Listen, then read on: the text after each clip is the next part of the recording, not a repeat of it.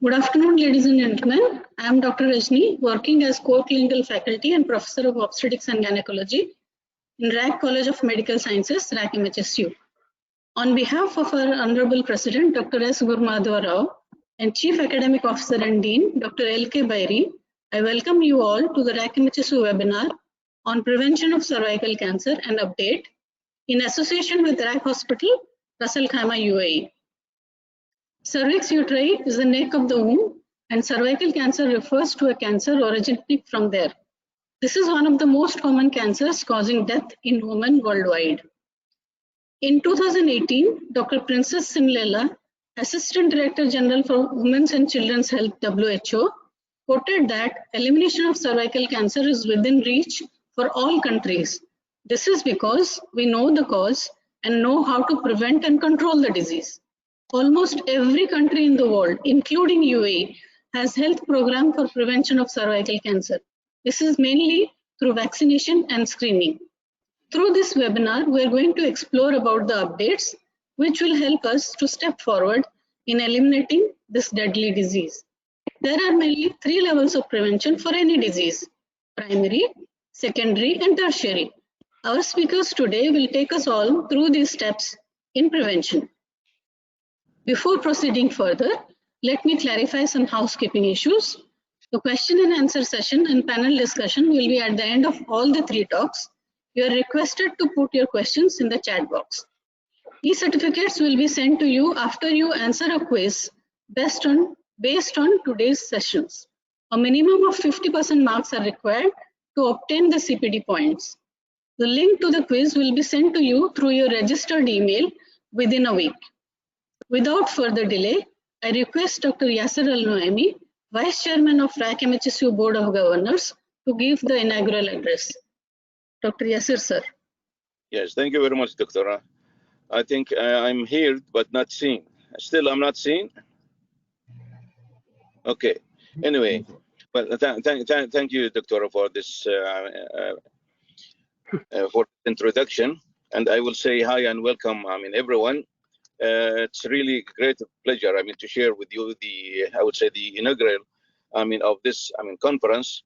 I know that we are doing it through the technology, and we know that this has happened because of this pandemic, which has changed many things, our life. And now, when we are doing this conferencing remotely, and but still, doctors are still insisting on developing themselves and updating themselves.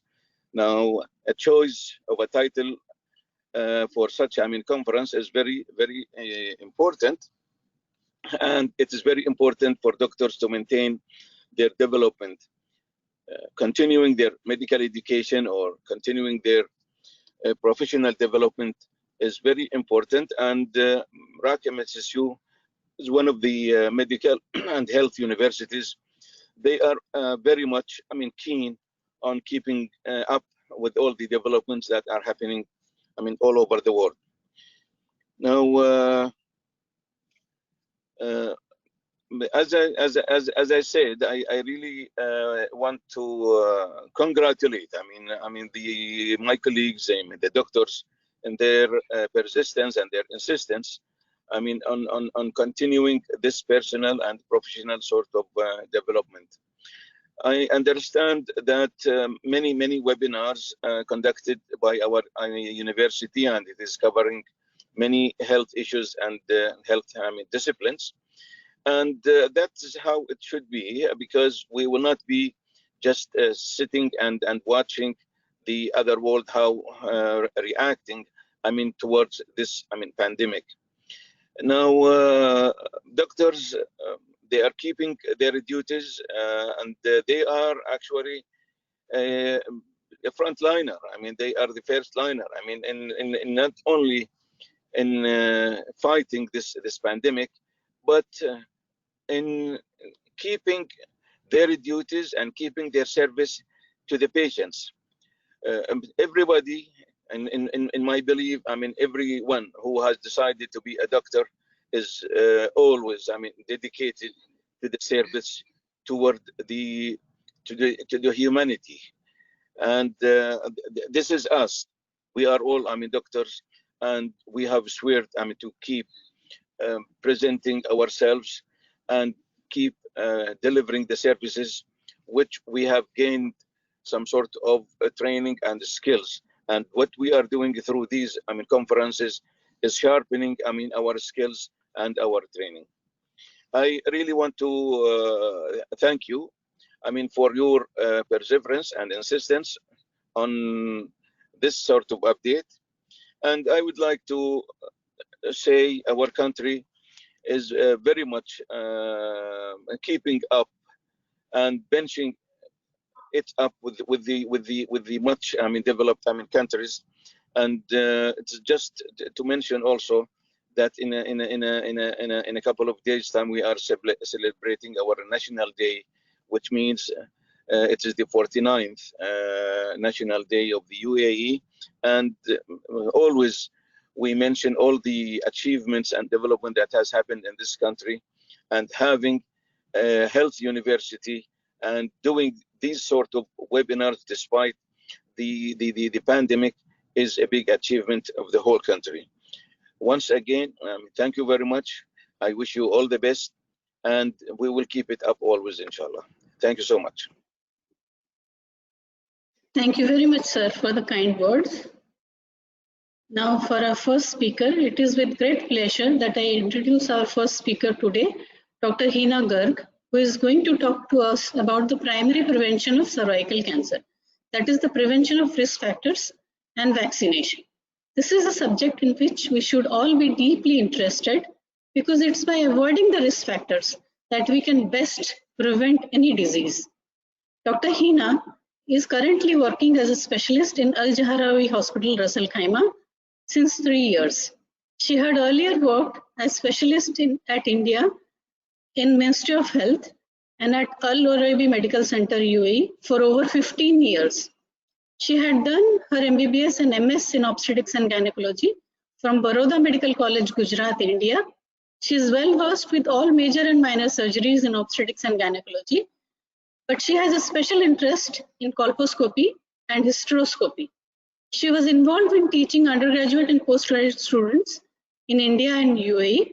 She has been a speaker in many national and international conferences and has many publications to her credit. So, ladies and gentlemen, let us all warmly welcome Dr. Hina. Madam, welcome. Yes, please share hello. Your screen. Hello, welcome. Hello. Hello, good afternoon, everyone. Yeah, good afternoon. Madam. I'm heard, yeah? Yeah, good afternoon. It's fine. It's fine. All right. Good afternoon to all those who are listening to me. It's a great pleasure to be speaking on this platform today. I am Dr. Hina Gurg, an OB-GYN specialist working at Al Jahrawi Hospital, Ras Al Khaimah.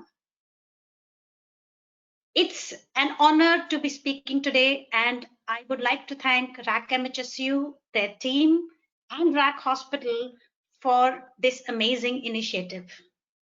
Hope everyone has now overcome their Sunday blues. It's already Sunday late afternoon. And without further ado, let's get into the talk. We are going to talk about cervical cancer, the risk factors, and primary prevention. Okay, Dr. Hina, By if you are hello, Dr. Hina and the other attendee, please excuse me now. I have to leave the webinar. I thank you very much and wish you a very good luck coming with this endeavor. Thank you so much. Thank you, sir. Thank you so much, sir. Thank you so much. So at the end of today's talk by me, we are going to understand something about cervical cancer, the magnitude of the problem this disease poses globally, what are the risk factors causing it, and of course, the primary prevention. I will begin by saying every 2 minutes, somewhere in the world, a woman dies of cervical cancer. We need to think about it and the fact that something can be done. Looking at this map, we see the world incidences rate, and we see that this globally affects every place, every country in the world, some incidences are very high, some not so high. Taking this map a little closer, coming around to us, closer to us, we bring this map to the Arab world. Here we can see that incidence of cervical cancer still is high, which we are seeing that the highest incidences rates are being seen in Somalia, then Sudan, Algeria, and Morocco, followed by Pakistan and Yemen. UAE does not have a very high incidence rate, but nonetheless, we are not at the bottom of the list. And still, everyone is worried. Why? Because the WHO and the CDC government are expecting this incidence to double in 2035 unless something is done now. As we can see here, both the estimated cases and the deaths from 2012 until 2035 is going to be very, very high. Even in the United Arab Emirates, the cervical cancer ranks 4th of all the cancers, even within the younger age group of 15 to 44 years. Let us understand what is happening in the cervix. As we can see that the genital tract can be infected with 40 types of HPV. Microtrauma to the cervical epithelium at the transformation zone allows HPV to come in contact with the basal cells. Once in contact, this HPV is going to release its DNA into the cell, which is being transported into the nucleus. And here it is ready for transcription and transformation. It produces viral particles here outside the DNA. When basal cells multiply, they produce daughter cells. And these daughter cells now start their journey upwards towards the top of the epithelium, being differentiated along the way, along with the viral particle. As a part of normal desquamation process, the viral particles are being shed. Suppose the basal layer was infected with an oncogenic type of HPV. Slowly, after a prolonged period of time, this DNA now gets incorporated into the host DNA, and now it starts rapid multiplication. Also, it produces changes in the surrounding cells, causing them to enlarge, rapidly multiply, and undergo a neoplastic transformation. So as we can see with the pathogenesis, that it is the HPV which is causing the problem. And we as human beings depend on our immunity to clear this virus so that progression may not happen from an infected cervix to precancerous and cancerous lesions. So going to the risk factors, discussing what happened with the pathogenesis, the main problem is the human papilloma virus, also called the HPV. This is the villain of our story. The HPV virus, there are 150 types known as of now, out of which around 40 cause infection to the genital epithelium and few are oncogenic. The HPV virus is a non-enveloped, double-stranded circular DNA virus. This HPV virus loves epithelial cells, so it infects skin or mucosal cells and goes from person to person by contact, which can be skin to skin or sexual contact. The most common sexually transmitted infection is the HPV. If we look at the HPV, we now know that HPV is a necessary cause of cervical cancer. And this HPV is a big mafia gang, of which the leaders are Hpv 16 and 18. 16 and 18 are the cancer-causing types, and they are responsible for more than 75% of cervical cancer and more than 50% of vaginal and vulvar cancer. Also, in the males, these are responsible for sometimes causing penile and scrotal cancers and anal cancers as well. And along with the 16 and 18, we have two of their torture buddies belonging to this HPV gang, which is HPV 6 and 11. These are the non-cancer causing HPVs, and they are responsible for 90% of anogenital warts. And why should anogenital warts be important? Because it is known to cause a lot of physical and psychological trauma from the disfiguring lesions that are seen on people.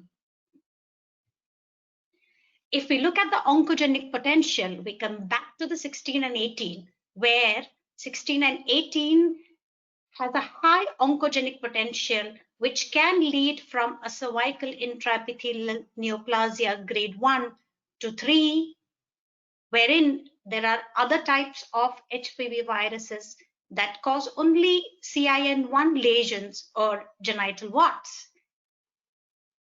Of the 16 and 18, there are few others which are known to be high risk and having an oncogenic potential lesser to that of 16 and 18 are 31, 33, 35, and as the list says here. Coming to other risk factors, what I'm going to say is all the risk factors are somehow related to our primary gang leader, that is the HPV. So sexual history is an important risk factor wherein more association has been seen with early age of sexual intercourse, especially less than 18 years of age. And why so? Because early coitarchy would have exposed the woman to early HPV infections, having many sexual partners. And yes, many sexual partners makes you exposed to many more types of HPV virus and persistence of an infection, which may later on lead to cervical cancers. Or a person could have just one partner, but the partner has high risk and so can lead to persistent HPV infections. Smoking is no new thing. Smoking exposes one to carcinogens, and these can lead to cells rapidly multiplying and causing cancer. It has been seen, or there is an association where women who smoke are twice likely to get cervical cancer. And why so? The carcinogens make the immune system less effective in fighting the HPV. And if the HPV is not cleared, it gets integrated into the host DNA. Low immune status, as seen in HIV, autoimmune diseases, or organ transplant, again plays on the low immunity, allowing the virus to stay. Additional risk factors are risk factors that I'm going to enlist now. These risk factors do not have any scientific relation, or the causes are not explained, but associations have strongly been noted. And the pathology is probably presumed or thought to happen. So risk factors include chlamydia or other STDs, which means by these kind of sexually transmitted diseases, the epithelium is already under trauma, exposing them to more and more HPV. There is an association on long-term use of oral contraceptives, not fully understood, but thought to change the cervical epithelium in such a way that it makes the clearance of the virus little harder. Multiple full-term pregnancies, again, the direct cause unknown, but a strong association seen. Young age at first full-term pregnancy would probably mean because probably the woman was exposed to a very younger age with HPV virus. Economic status. Yes, of course, it is understood that with the economical problems, probably the individual would find it harder to provide or help himself to the preventive strategies, and so it does play a role. Diet low in fruits and vegetables may be related to the lack of antioxidants in the diet, which predispose to cancer. Of course, with diethylstilbestrol exposure, it is a single standalone factor leading to cervical cancer. And last but not least, if we look at all causes, there is always the DNA or the family which has always to take some part of the blame. If there is a family history of cervical cancer, if my mother or sister had it, I am prone to get it too. So if I were to find a patient with an HPV virus, which is of the oncogenic variety, does it mean that there is a diagnosis of CIN3 or cancer? No, absolutely not. When you see an oncogenic HPV, it identifies a group of women wherein CIN3 is more likely. And there is also multiple studies which say that women who have tested negative for HPV have extremely low risk of developing cervical cancer over 5 years. So understanding all this and the pathogenesis of cervical cancer, what do we understand? We understand that we need to find our culprit, and that culprit is the HPV, and we can primarily prevent by vaccination. So we can now control our mafia, the human papilloma virus, with vaccines.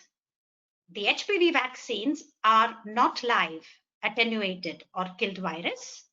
The HPV vaccines are made from virus-like proteins. When they are given as an intramuscular injection, it will induce an antibody response to these virus-like proteins. Now, these antibodies will be stored as a memory into a person's body. And if that vaccinated individual is ever exposed to live HPV, this antibody now will prevent any further infection or clearing of the virus and later on progression to cancer. FDA has approved HPV vaccines, and to date, what we are seeing are 3 vaccines available in the world. The Cervarix. Cervarix acts against our gang leader, the Hpv 16 and 18. Then we have the Gardasil 4. Gardasil 4 will protect against gang leaders 16, 18, but also its torture buddies 6 and 11, which are causing genital warts. And then the latest introduction is Gardasil 9, which gives protection against all those 4 and 5 other oncogenic types of HPV. There is ample evidence to show that there are good antibody titers maintained in people who have been vaccinated, as we see in this slide, wherein these are the subjects that were vaccinated as compared to the placebo. And here it is good to see that good immunogenic response has been obtained. The other advantage of these vaccines, or things that have been associated, is that when an individual takes vaccine for certain viruses, since all these are siblings of the same family, there is some incidental advantage that is being obtained to other viruses also. HPV vaccines have been there for over a decade now. GlaxoSmithKline and Merck have developed these vaccines which are helping the world to overcome this dreaded disease. The only contraindication to these vaccines would be hypersensitivity to the products inside. For the cervarix, which is the bivalent, it could be due to the latex which is used in it, or in the other vaccines, hypersensitivity to yeast, because these are produced from yeast cultures. Since these are contained in pre-filled syringes and not single dose, it's the syringes or the chemicals present in them that could cause hypersensitivity. The other strong contraindication would only be a moderate to severe acute illness. Sorry to disturb you, ma'am. You Yes. have 5 more minutes to complete. Yes. If we look at the Doset schedule, we see that in females and males, the proposed dose is 9 to 14 years, which is given at 0, and the second dose could be 6 to 12 months. And there is catch-up vaccination from 15 to 26 years, which is given as 3 doses at 0, 2, and 6 months. Now, this is the advice by the Advisory Committee on Immunization Practices. But let us look at what Dubai Health Authority says. They say any of the vaccine can be given. It can be started in girls at 11 to 12 years of age. The schedule is 3 doses in the UAE at 0, 1 to 2, and 6 months. And they also recommend that it can be started at 9 years of age. If we were to look at any medication or any vaccination, the concern is always of adverse effects. The most common adverse effect noted is injection at the site. Other local reactions such as redness and swelling. Systemic reactions can sometimes happen in fewer recipients, such as fever, headache, fatigue, myalgia. Allergic reaction can sometimes take fatal responses. Syncope is seen in children who are receiving the dose, and that is why it is recommended that after the injection, 10 to 15 minutes, the person should be lying down to prevent the syncopal attack. And no such differences have been noted following vaccination of boys or girls. Regarding the older age group between 27 to 45 years, giving a vaccine is a shared decision making. And why so? We will see. Because it's well known that CIN3 is prevented very well only when vaccinated on time, less than 18 years of age. And we see that this effect wears off as age increases. And let's look at 27 to 45-year-old women. They already would have been exposed to HPV infection. And so if they were already exposed, we do not see much of benefit in the progression of the disease. But a few of those category would be without a prior HPV infection in whom benefit can be noted. A word of caution against these vaccines. We need to understand and stress on the fact that they cannot be used for treatment. They cannot be used for existing lesions. Breastfeeding women can be vaccinated without any problems. Vaccination during pregnancy, not recommended. But before, after pregnancy, yes, the dosage can be complete. Anaphylaxis after HPV vaccination sometimes occurs in 1 to 3 times in 1 million vaccine doses. So it's pretty much considered safe. Once we have primarily prevented, the second role comes of secondary prevention. And secondary prevention is already the disease has started, but we want to prevent it. Now, these will be in the further lectures that are going to come along the way. Combined HPV and Pap smear testing. Summarizing my talk, we have understood the risk factors that the sole risk factor is the HPV infection, and the primary prevention is HPV and its vaccine. These are my references, and if nobody is like this, questions are welcome.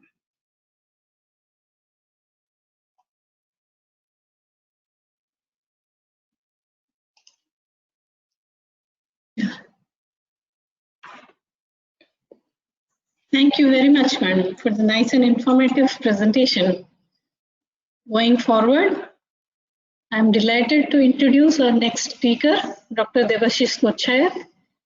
He will be highlighting on secondary prevention of cervical cancer, that is screening to detect the condition in asymptomatic individuals and treating it before that turns into cancer. This is the next step in prevention, which is done because primary prevention may not always be possible. Dr. Debashish has nearly 10 years experience as a pathologist and is currently working as associate professor at JIPMER, Puducherry, India. He has completed his MD pathology in 2011 and DNB in 2013.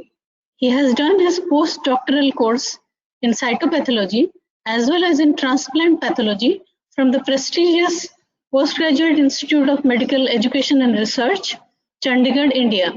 He has a special interest in liquid-based cytology, fluid cytology, and FNSC. He has a vast experience of teaching undergraduate as well as postgraduate students and has been a speaker in many national and international conferences. He is an active member of International Academy of Cytology and has more than 100 publications in different reputed journals to his credit. Let us all welcome Dr. Debashish to this webinar. You can share your screen, sir.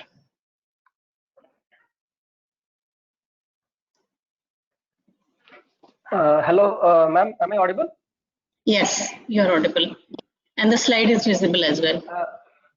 Okay, thank you so much, ma'am. I would really like to thank the organizers for giving me this honor or opportunity to present my aspect of how we can prevent or how we can screen cervical cancer. The previous speaker has done a good job to introduce a part of it, so I will have to cut down on some of my slides, and hence it will be easier for me. Okay.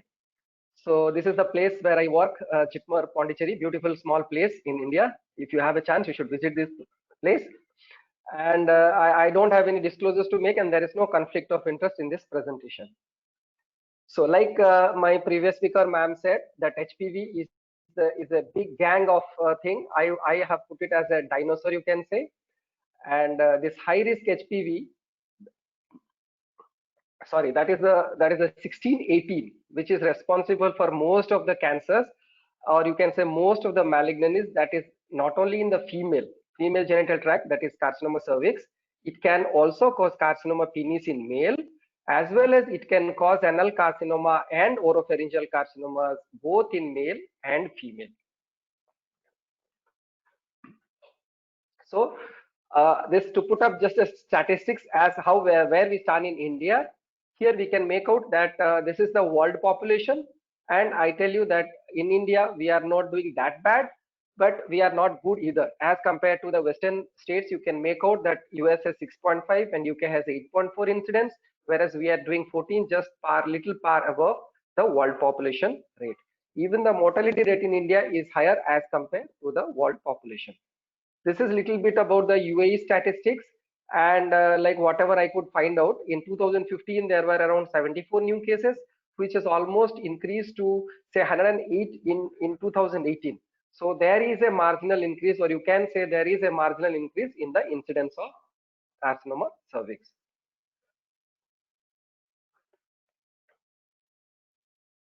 So the points of discussion, ma'am has already told the biological pathway and natural course. What we will be talking is more of the screening modalities and the screening recommendations. Okay. So as ma'am told that carcinoma cervix is caused by HPV, which is almost the most important cause causing carcinoma cervix. But it is not the only cause, because the genetic factors as well as other environmental factors also play an important role. This may be the most important factor, but there are also contributory actors acting in the pathogenesis of malignancy. These association, after we have understood that there is association between HPV and like carcinoma cervix, we know that now that vaccines are available, it is quite preventable, and that it is easily detectable through different screening, sensitive and specific screening methods, and it can easily be diagnosed and treated in an early stage. So what has changed in the trend of screening? Like say 25 to 30 years back, cytology was primary when we used to have a conventional smear. Then came liquid-based cytology with a lot of promise. I will be coming to that later. And then we had co-testing. That is, we were doing cyto and HPV together, which was recommended, some say 10 years back. And now in the last 5 years or so, HPV is gaining more importance. And so now it is recommended that HPV testing should be the primary modality for screening carcinoma cervix and not just cytology alone. But I say still cytology is applicable or available in limited resource setup where it can be helpful. So it is not totally going away, but HPV is coming to the forefront. Now, ma'am has already covered this part. HPV is a double-stranded DNA and has tropism for mucosa as well as like it can have tropism for the surface epithelium or squamous.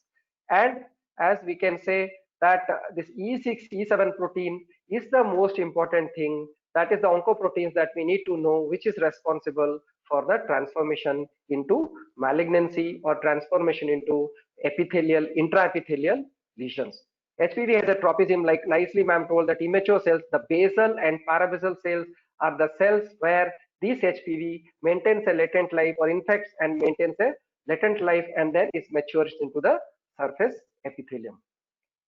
The biological pathway, again, you need to know E6, E7 protein, the E6 acts through P53 and the E7 acts through retinoblastoma. This retinoblastoma suppresses the tumor suppressor gene. So this E7, and hence there is the cell becomes susceptible, or like you can say it is like ready to be dividing. And once P53 is mutated, then you can say, or P53 is degraded, the apoptosis which is supposed to happen in abnormal cell does not happen. So the cell which is an abnormal cell, and then there is lack of apoptosis, so there is an abnormal clone in the cervix. And once there is an environmental factor added to it, like immunosuppression, tobacco, smoking, other STIs, these all factors add to it, and then we have, as a result of which, we have HPV related squamous intraepithelial lesion or squamous malignancies. Now, one more thing that I would like to stress is about persistent infection. So when we say it is persistent infection, when 3 consecutive positive test results with HPV DNA in a female more than 30 years, it is called as persistent infection. This persistent infection is the main cause which causes all the changes in the cervix, as a result of which there is in situ or invasive carcinoma. Ma'am has already highlighted that 16-18 are the main culprit, which account for around 70 to 75% cases, whereas if you add 31 and 33 to it, that will take it up to say 85% of carcinoma cervix are because of these 4 strains. There are a total of 14 HRHPV subtypes. So how does this happen? Whenever there is a HPV infection, either there is a spontaneous clearance or there is persistent infection. Mostly it will be a spontaneous clearance. By the age of 30, most people who had early infection will be cleared, but 10% will have persistent infection. Even in these 10% patients, 80% again will clear off spontaneously, whereas the other 20% which have persistent infection may progress to a SIL or may progress to a invasive carcinoma. And there comes the role of periodic screening or secondary screening, so that these asymptomatic patients can be picked up and can be treated early. Now, this is what I would like put what we see as pathologists, what we see in a picture. The first one shows you a normal, whereas the second one shows you a SIM2, and then there is SIM3 where it is involving 2/3 or lower 2/3 of the epithelium, whereas the last one shows you the full thickness abnormality, that is called as HSIL. But I would like to give you some pathological information that a normal can go to LCIL, HCIL and invasive, but it is not necessary that normal always has to go through a LCIL to go to a HCIL. A normal can directly go to a HCIL also, and those patients, whenever like they are immunosuppressed or they have other comorbidities, then there is a progression chance from directly normal infection to HCIL or invasive carcinoma instead of going through the LCIL phase. Now coming to the screening modalities. So before going to the modalities, we need to know what is the screening age and what is the periodicity.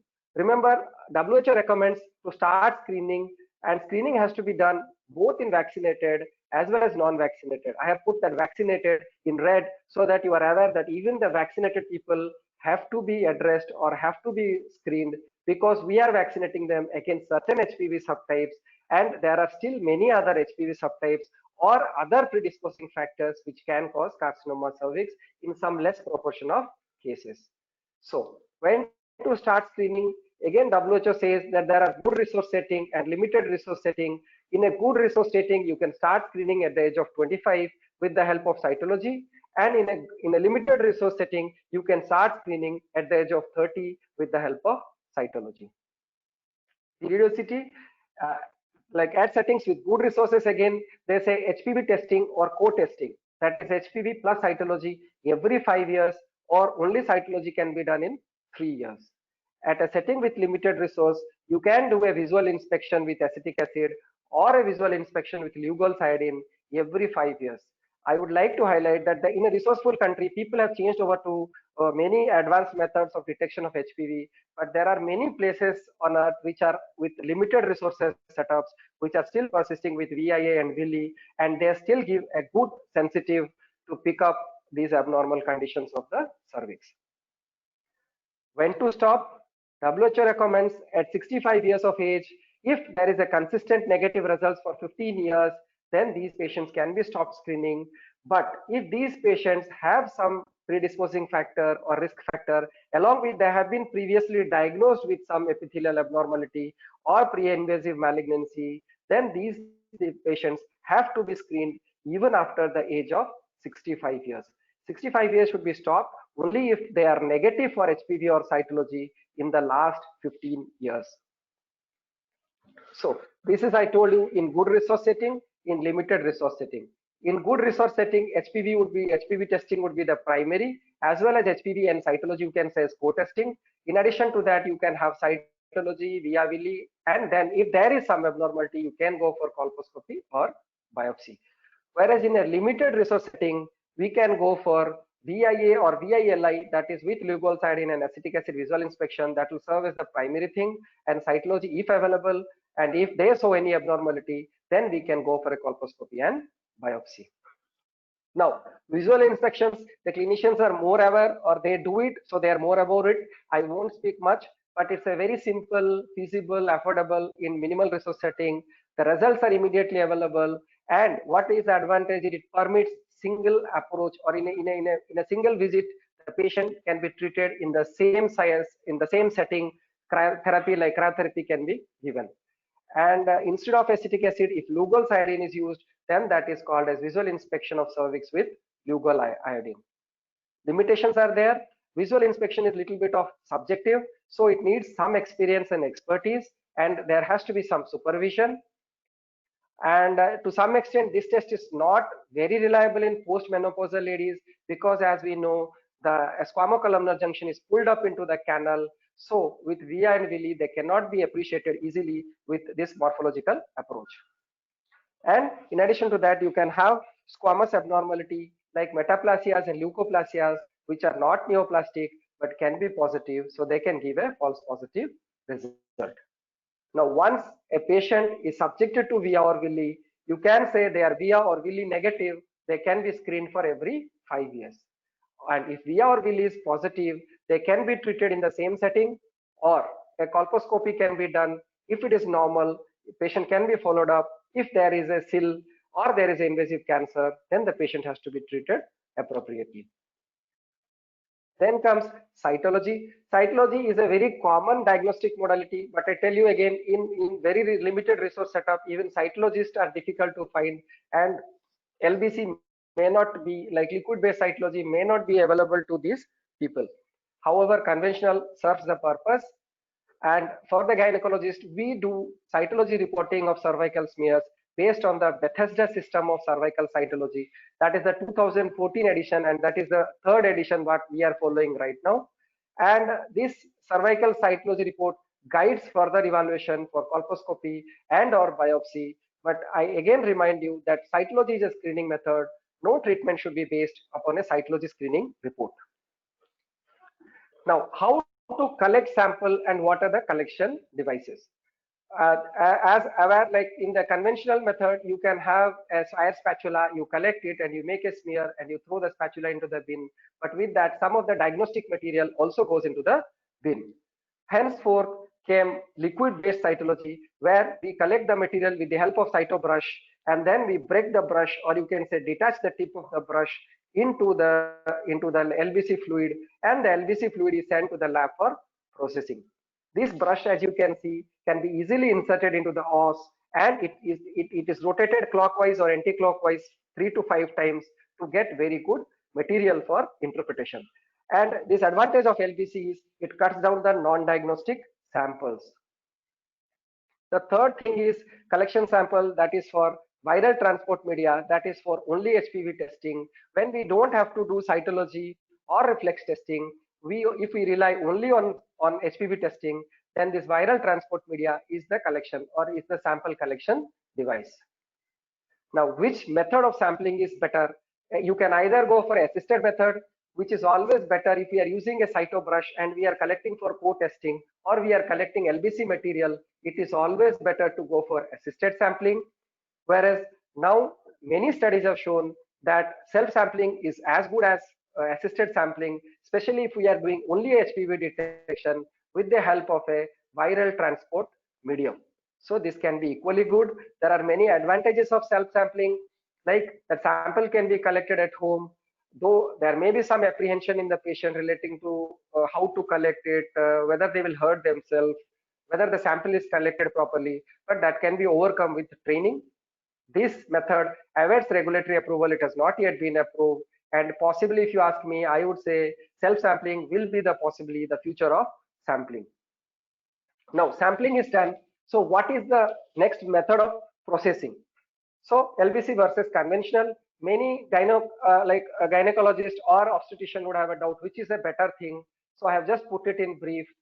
In LBC, we have certain advantage, like there is reduction in number of unsatisfactory specimen, because most of the sample thing is put into the fluid, which is homogenized and made into a small smear, round a nice 13 millimeter smear in sure path and around 22 millimeter in case of thin prep. So it makes unsatisfactory specimens reduction. It reduces the number of unsatisfactory specimens. Second advantage is that you can store material for repeating more smears, or you can have HPV testing from the LBC leftover material or that leftover preservative fluid you can use for HPV testing or co-testing. And then you can have automated screening methods also. In resourceful setups, they have automated screeners. They don't do screening manually. So these LBC smears are very good for automated screening, which is not possible in conventional smears. But there is a very big disadvantage of LBC that involves the cost and training. Now, cost is very high. In our setup, we have around per sample LBC is around 400 rupees, whereas the training has to be given to the technician as well as the person who are interpreting, so that they don't commit a method errors in either processing the sample or the reporting the sample. But the most important that I have put in red is conventional is as good as LBC, especially when it is a high-grade cervical lesion, that is in a SIN2 or above lesions are equally picked up by LBC as well as conventional smear. So whoever is doing a conventional smear in a resource limited setup is still doing a good job if the smear is properly or accurately reported. And as all gynecologists should be aware, we report cervical smears like saying squamous abnormalities or glandular abnormalities. In addition to this, we also talk about infections as well as endometrial epithelial cells. So what a gynecologist needs to do when we say unsatisfactory sample, or when you get a report of unsatisfactory cytology report, you can do a repeat age-based screening.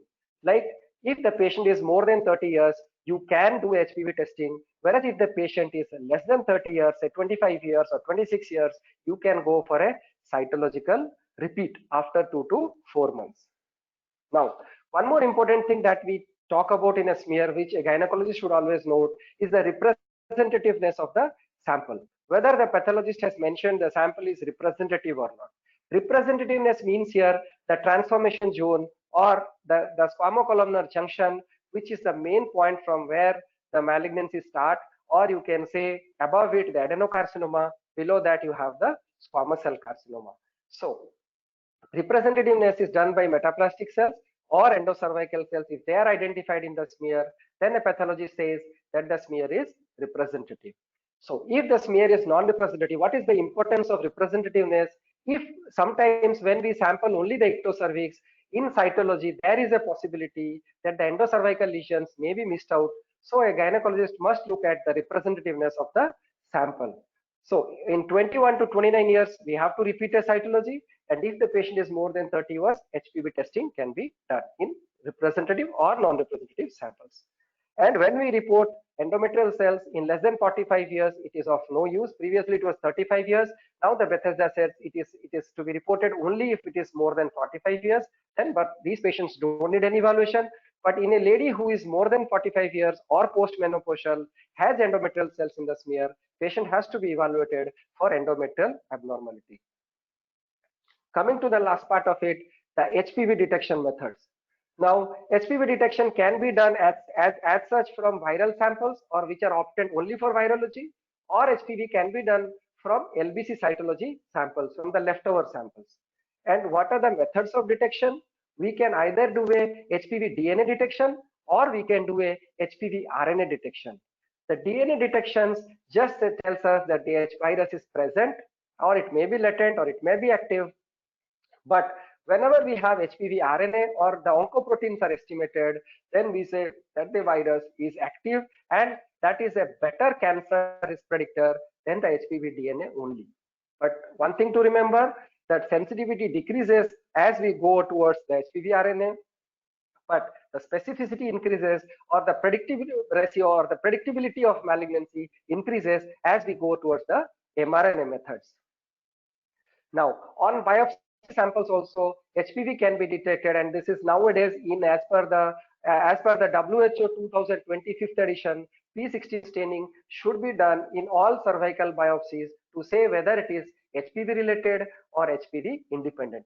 This is how a block positive HPV will look like in the cervical biopsy, whereas this is the in situ hybridization, that is another method of demonstrating HPV on the biopsy samples. Now, testing methods. Like I told, there are DNA testing methods and there are RNA testing methods. So I won't go to the detail of it, but for your information, these techniques are like, you can say, direct genome detection, where we just detect whether the abnormal DNA is present or not present. Then there is something called as amplification, where we amplify the present DNA and then we estimate which type of viruses are there. And then there is amplification and genotyping, which says amplifies the virus DNA as well as subtypes into HPV 16 as well as 18. So there are different platforms which are available for testing the DNA. These are the platform which one can go through. That a lot of literature are available on these platforms, and I won't be going into detail of it. Then the RNA detection methods, you can have a mRNA detection, or that is the E6, E7 oncoproteins are detected, and that is detected by this Activa HPV assay or Protect P4 HPV. So these are the different platforms that are available, and which platform to choose, that depends on what kind of setup we are working, what is our lab throughput. You can see here the setting or the point of care we want, the affordability of the institution or the center which wants to do the testing, the throughput of the lab, how many testings we are going to do, and what type of equipment one wants, that is a licensed or a non-licensed equipment. So some of the platforms are already approved by FDA to be testing to be done, like hybrid capture 2, care HPV. Some of them are very cheap, and as you go down, the mRNA detection methods are very, very costly, which is not at all affordable. They are more specific tests. They don't give you the sensitivity of HPV DNA detection. So why primary screening? Now, because HR-HPV women, even without cytologic changes, have a 210-fold, not exact, this is as per this study. However, you can say there is many-fold higher risk of developing a CIN in the next 3 to 6 years as compared to HR-HPV negative women. So many studies have already proven that. So you can say HPV is a more high sensitive and negative predictive value than cytology alone. Only HPV detection cannot differentiate between a persistent or transient infection. So you can say it has a little bit, say 5% lower specificity as compared to cytology, but it has a like much higher sensitivity as compared to cytology alone. And it is recommended beyond 30 years of age. So to triage, how do you triage? So now WHO recommends primary HPV screening, and if the patient is positive for 16-18 positive, along with other risk factors, family history, smoking, and all those, patient has to be subjected to colposcopy. But if in primary screening patient is found to be positive for other risk, other high risk HPV, but not 16 and 18, then patients can be followed up or triaged with cytology. If cytology shows ascus or minimum abnormality, it can be undergone colposcopy. If cytology is negative, can be followed up in 12 months. If HPV is negative, then patient can be called up in another 3 years, and that can go on. Now someone can say when to screen. Some institutions say 3-year cytology. Sorry to disturb you, Dr. Devashish. Yeah, you have 5 more minutes to complete. Last slide. Thank you so much. So some institutions say 3 years, some say 5 years, but I think everybody should follow their national guidelines, whether to do it at 3 years and as per the resource and as per the facilities available. And this is little bit about co-testing. This combines HPV as well as cytology. If you have both co-testing gives you a much higher negative predictive value as compared to a negative cytology or negative HPV testing. However, co-testing, doing both HPV as well as cytology also adds to the total cost of screening the people. And in addition to that, the last point that I would like to say is cytology still has a role in screening, because as per some studies, you can say that 3% of SCC and up to 15% of adenocarcinomas can be HPV negative. So these patients will still be picked up on cytology. In addition to that, in cytology, we report about infections, endometrial things. So you can say HPV has now testing has taken to the forefront, but cytology is not totally gone. Now, cytology versus biopsy. Every gynecologist has that a problem, and they call us many a times saying, sir, biopsy is negative. In cytology, you reported that it is abnormal. So I would like to clarify it. Whenever a biopsy is negative and cytology shows still, the cytology should be asked to review. And on reviewing the slide, if the cytologist is convinced that there is still abnormality, I think the biopsy should be repeated, because biopsy samples only a very limited area, and cytology, if you take it in LBC through the cytobrush, it samples almost 360-degree, even grossly invisible acyl and early lesions can be picked up through cytology. But another limitation through cytology is that it may sometimes miss out glandular lesions. If the cytobrush has not reached the squamocolumnar junction, it may not sample the endocervical lesions. So there is a possibility that HPV may pick up these lesions, but cytology may miss out on picking up. That is why HPV has come to the forefront and cytology is going back. Now, one point on reporting on SIL, what gynecologists should expect. As per the WHO 2020, you can say 5th edition, LSIL is LSIL. However, HSIL should be divided into scene 2 and scene 3. Scene 2, there is a chance of regression, whereas scene 3 usually doesn't regress and chance of progression. And why this? Especially in young females, especially if there is a scene 2 in a young female, she can be kept under observation, or she can be given minimally aggressive therapy, whereas scene 3 may be given more aggressive therapy. And now P16 staining is a must.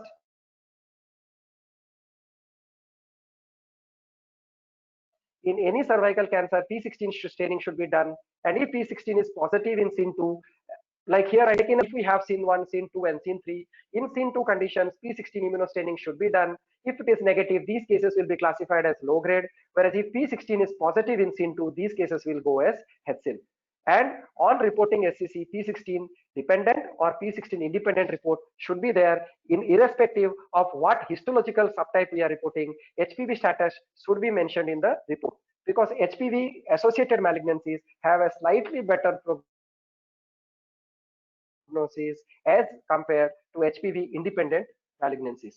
Now, screening for special categories, you can say in pregnant women, if cytology is suspicious of HCIL, then only go for colposcopy and biopsy. Otherwise, in less than 30 years, you can repeat cytology or wait till 4 weeks of delivery. And in lady who is more than 30 years, you can go for HPV testing. Immunosuppressed patient have to be given special care, because transplant, as you say, carcinoma cervix is one of the AIDS defining illness. If we have carcinoma cervix, we always investigate the patient for HIV at an early age, because immunity cannot take care of the HPV, and so these lesions progress. So these patients have to be screened at much earlier, like annually for 3 years. And if they are negative, they can be like further co-tested with HPV or with HRHPV testing every 3 years. Older than 65 years, I said only if they are abnormal in the prior age, they should be screened. If they are normal in the last 15 years, they may not be screened. Less than 25 years, repeat cytology if there is suspicious of HCIL. However, colposcopy has to be recommended if there is a HCIL, even in a female who is less than 25 years, but HPV testing is not recommended. So post-vaccination scenario, like with increase in coverage, you can say that HPV infections and SIN will become more infrequent as the coverage increases. However, HPV testing has to be continued, and we may say that in future, the frequency of screening and the time when the screening has to be initiated may come down in the post-vaccination era. And to improve screening, my last slide, now I feel as a personal also, as well as many studies have proven, that it is high time with lot of evidence, we need to transit from a good test, a frequent pap smear, which is a good test, to a better one, that is a less frequent HPV testing, which is a better one. So, but we need to instill knowledge about screening and treatment options, which always a lady is always apprehension about, and we should also remove stigma associated with positive HRHPV result, because many people think this positive HRHPV and they are like worried what to do, what not to do. So we need to counsel them, this is just a positive result and it may not be a persistent infection. So as ma'am has already highlighted, so the future directions, WHO has already set a goal for 2030 when they have told that 90% of the girls have to be vaccinated, 70% of the women have to be screened, and 90% of the women have to be identified for cervical disease and receive appropriate care. So the goal is 90, 70, 90. And thank you all for this kind listening, and I would welcome any questions at the end of the thing now, right now, or at the end though. I would like to acknowledge my department and my residents. Thank you so much. Thank you very much, sir, for making a complex topic very easy to understand through your excellent presentation. Going over to our third speaker, Dr. Jayashri. It's an honor and privilege for me to introduce our last speaker, Dr. Jayashri Kacharaj. I really struggled how to put her achievements into few words, because if I say all her achievements, it will be more than a lecture. But I'll try my best. She is currently working as a senior consultant in Apollo Specialty Hospital at Chennai, as well as in MGM Healthcare at Chennai, India. She is the director of Mangai Women's Health Exclusive at Chennai, India. She has done her MBBS, DGO and MD from Madras Medical College, Chennai. She is a member and fellow of Royal College of Obstetrics and Gynecology since 1992 and 2004 respectively. She is also a fellow of Royal College of Surgeons, Edinburgh since 1993. She is the founder and president of Chennai Menopausal Society. She has held administrative positions in more than 10 obstetrics and gynecological societies in India and has organized many conferences in India and abroad. She is actively involved in research and has many publications in reputed journals to her credit. She has a special interest in teaching, and she has been organizing courses for MRCOG for a long time. She has been an examiner for MRCOG Part 3 since 2019. Welcome to the webinar today, madam, and we have been waiting to hear from you. Kindly share your screen. Thank you very much, Rajni. Little bit of tutorship. I can just switch on my screen. Yes. Yeah, we're able to see your screen. I can just turn it on, right? Yeah, just to reduce this. Yeah, minimize the screen. You're able to see it now? Yeah, we're able to see it. Yeah. Now? Yeah, it's fine, madam. It is. Yeah, so thank you very much. I'd like to thank the entire team who have invited me for this webinar. I've been listening to the first two talks, and I'm wondering if we did our job properly, I really shouldn't be here at all, because we really shouldn't be treating cervical cancer as such. But we are unfortunately still seeing patients in stage 3 and stage 4. So management of early stage cervical cancer, I think, is a very good way of trying to at least lessen the mortality and the morbidity. So what we are actually looking at is we're realizing that there is a need for a less radical approach. Gone are the times when we said only Verdimes and nothing else. As we have heard in the last two lectures, major developments in cytology, colposcopy, diagnosis at a pre-invasive stage when we are preventing cancer, which could develop many, many years later. The entire management process has been redefined. And lastly, but definitely not the least, the quality of life of each and every woman is very, very important. And we need to keep this in mind. The FIGO constantly is changing its staging based, of course, on developments in technology and clinical practice. So in 2018, the entire staging was gone through, and you can find here that the major changes have actually been in stage 1A and 1B, where we have had this 1A1, 1A2 being redefined, and B1, B2, and B3. So for today, we will actually be concentrating on this. So this is the main and most important part that we need to remember, because our treatment of early cervical cancer is going to be based on these very small millimeter measurements. The decision making will depend primarily on the stage of the disease, of course, the pathology, the grade, the age of the woman, because depending on the age, her needs are going to be different. Does she have comorbidities? What is the risk categorization of that particular cancer in that woman? And does she have a need for fertility preservation? So we need to keep all this in mind. When we are moving to diagnosis, nothing can ever replace a good history and clinical examination. But gradually, gone are the days when an examination under anesthesia, fractional curettage, cystoscopy, or even an IVU were being done on a routine basis. Now, good cross-sectional imaging by way of CT and MRI have come in. Even a good ultrasound can give us a lot of information, and you can see that MRI definitely plays a very major role. What about PET, or the positron emission tomography? Yes, it is useful in planning treatment, but not in the diagnosis of cervical cancer. MRI, very useful in tumor detection. The lesion characterization, it gives a lot of information to us. Without doubt, staging, because parametric involvement can be beautifully made out. In treatment planning also, MRI has that edge over CT. And in follow-up again, MRI of the pelvis is definitely of great value. Yes, where MRI is not widely available, all this can be done with a CT as well. We then have the parametric involvement. The sensitivity is 93%. And we're talking of overall staging accuracy, 86% versus the FIGO clinical staging, 47%. I think many of us, probably in the audience and definitely in the faculty, have gone through when we had only the FIGO clinical staging. And gradually, FIGO introduced imaging into its staging and definitely the pathological diagnosis. And we have come a long way in trying to contain the disease.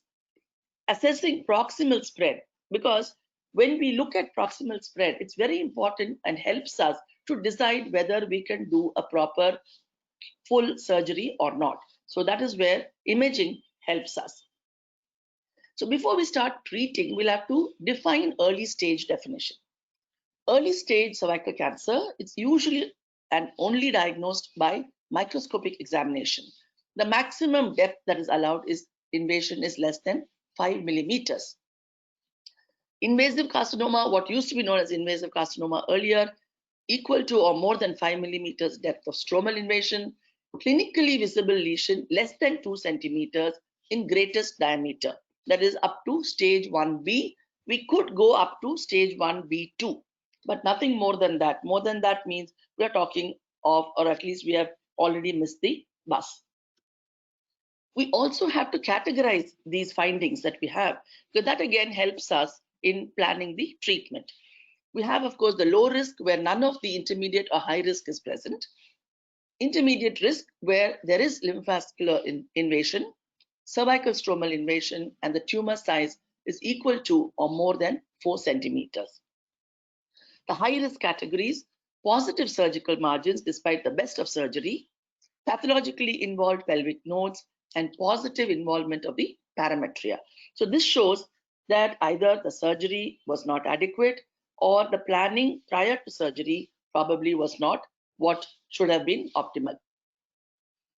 So this again, to recap, I'm going to repeatedly, I'm showing you this because we need to know stage 1A is divided as 1A1 and 1A2, because here 1A1, you have measured stromal invasion less than 3 millimeters in depth.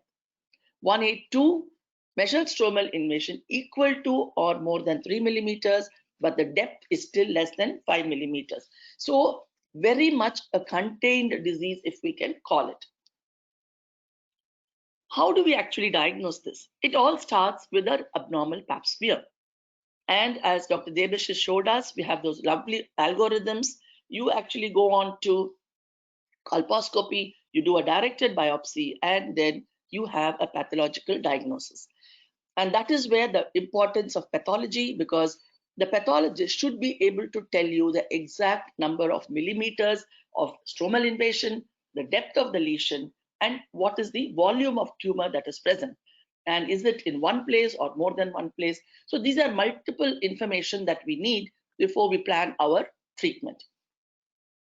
And you should not have any intermediate or high risk features in stage 1A disease.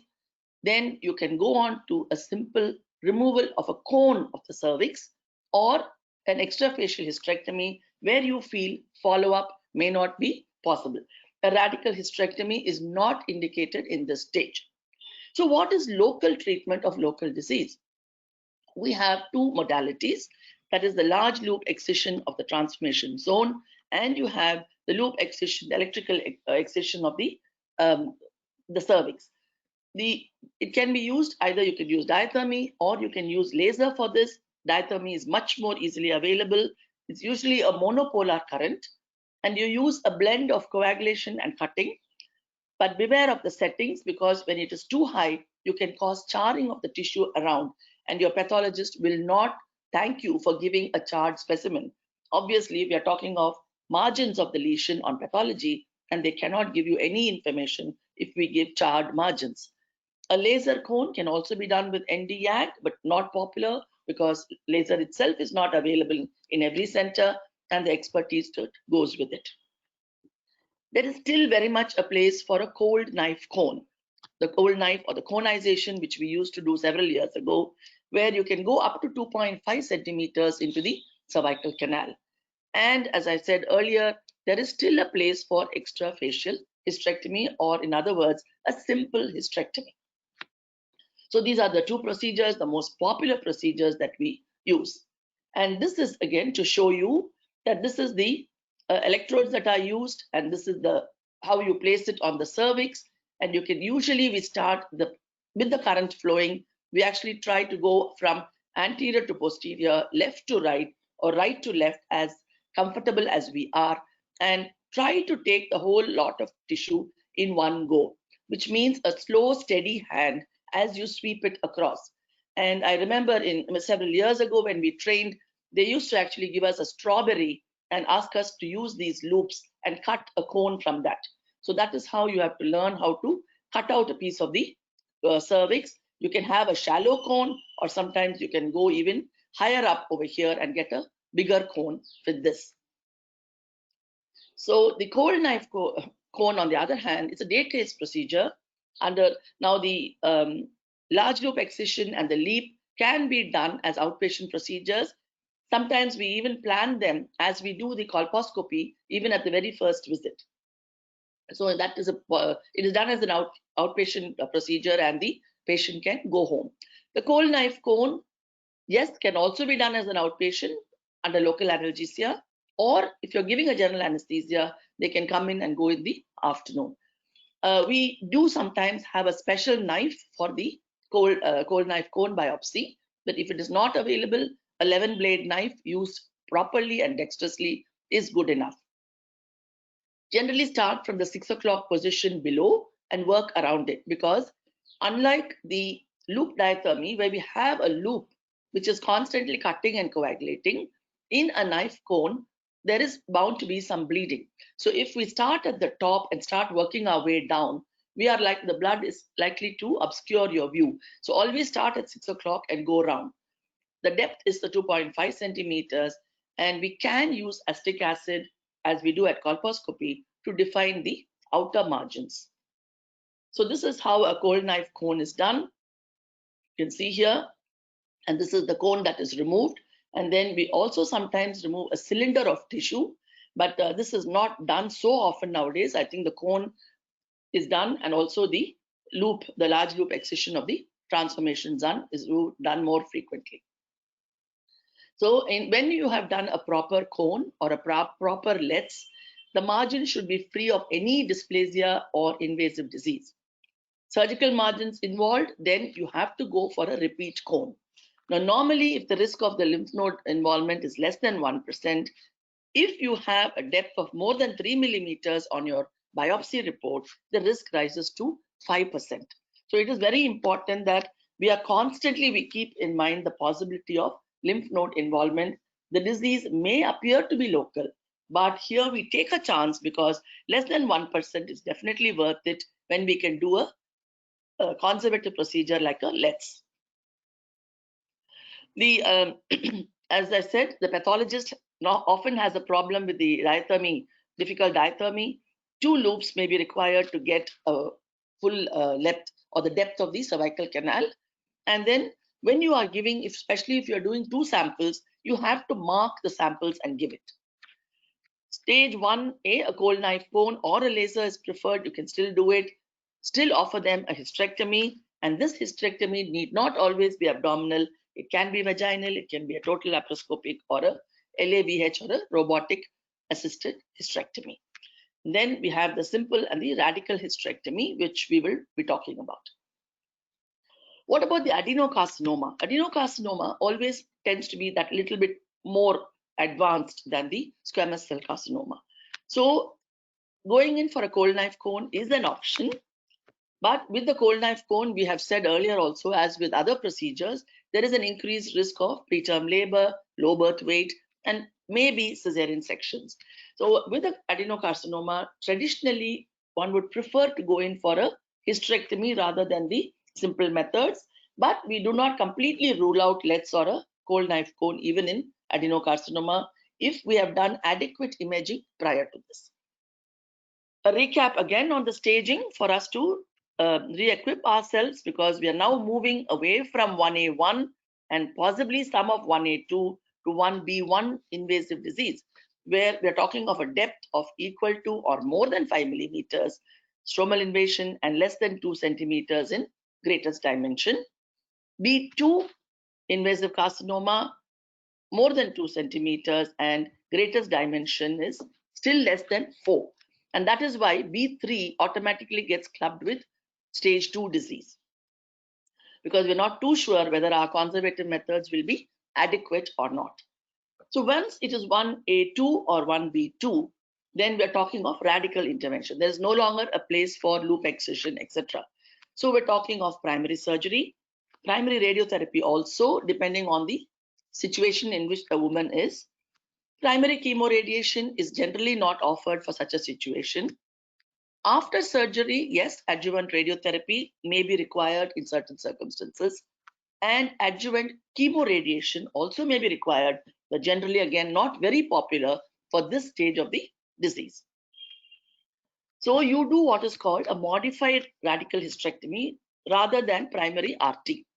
Generally, as we all know and we have all studied over the years, if you can do surgery for a particular lesion, then that is the best and first method to employ.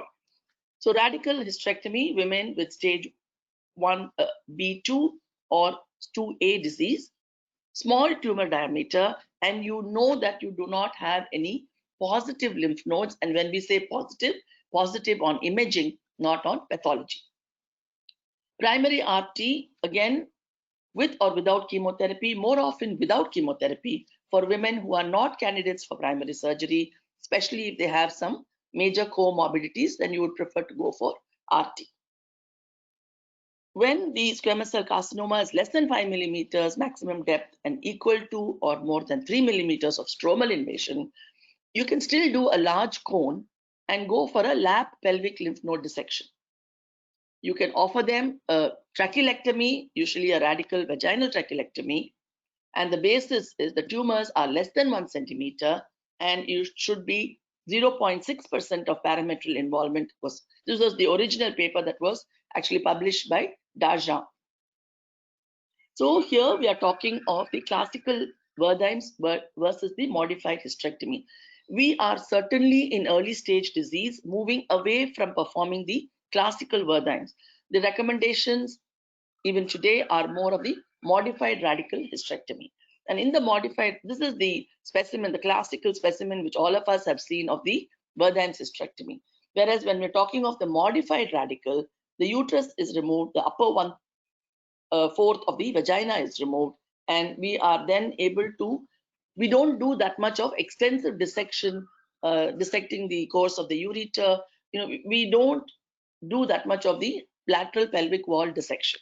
But yes, we do remove parametrium, we remove the adnexe, the other rest of it remains the same. In abdominal procedures, we are able to remove more of the vagina as well. So the vote today is more for a modified radical hysterectomy in this stage. Do we do it laparoscopically or laparotomy? Now we're all trying to do everything through the laparoscope. So what do? This is a prospective randomized trial, and you can find that it's a very large analysis, both that as well as the UK National Cancer Registration analysis of 929 patients, where they found early stage cervical cancer that is less than 4 centimeters. Surgical morbidity and mortality, quality of life scores was seen, and they found, initial papers said that there was a major advantage of laparoscopy. But now we are moving away to favor laparotomy, where they have found that actually they're contradicting previous retrospective studies. So significant compromise of overall oncologic outcome in terms of the progression-free interval and the overall survival, where the minimally invasive surgery is used. So the favor is still going back to laparotomy. Again, you have, as we said, better oncologic outcomes. So in radical hysterectomies especially, and tumors, when they are bigger tumors, they prefer the abdominal approach. The smaller tumors, less than 2 centimeters, we can still think of doing it either robotic assisted or just the laparoscopic assisted. Now, having done the surgery, we may or may not need adjuvant treatment. So what kind of adjuvant treatment and when do we offer this?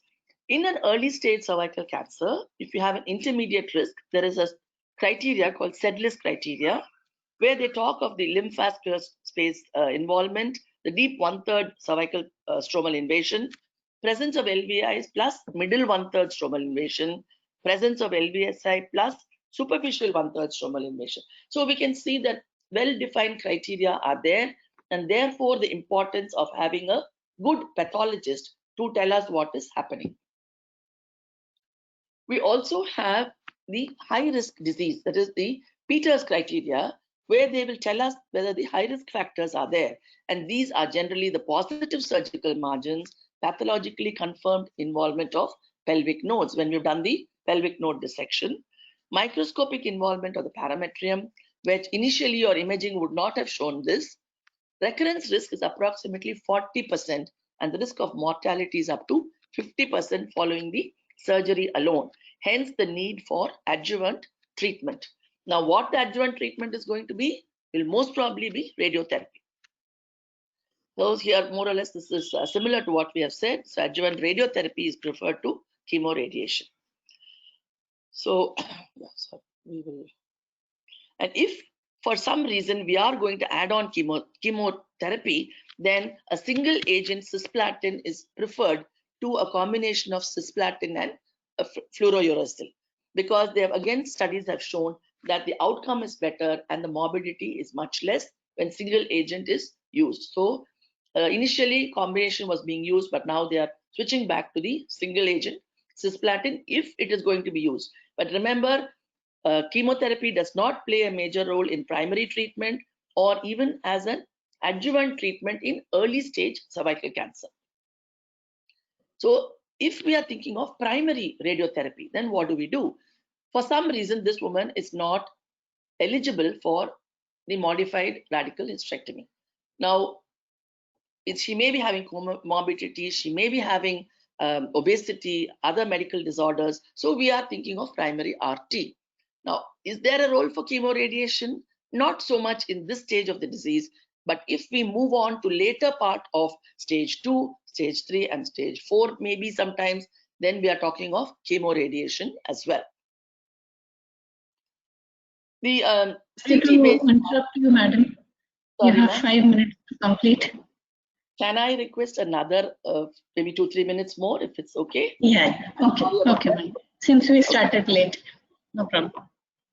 CT-based planning, which is actually very important because you have to visualize all the organs that need to be irradiated. The inferior border should be at least 3 to 4 centimeters below the tumor level to adequately irradiate these areas. If necessary, a marker can also be placed on the cervix. So very good coverage is extremely important. Generally, you treat the pelvis 45 grays, about 25 once daily fractions, and the MRI and positron emission tomography help you to monitor the progress of your treatment. Usually, if you find that extra or the parametrial involvement or additional tissue is involved, you can boost with external beam radiation as and when required. So brachytherapy then is followed on to this external beam, where you can give 80 gray if they are small tumors and up to 87 gray or more if it is a higher tumor. Now, stage 1B3 and A2, the treatment strategy, avoid combination of radical surgery and postoperative external beam radiotherapy. Why? Because significant increase of morbidity can come in and it does not have any impact on the survival. So chemoradiation, again, platinum based comes in. I told you about this earlier.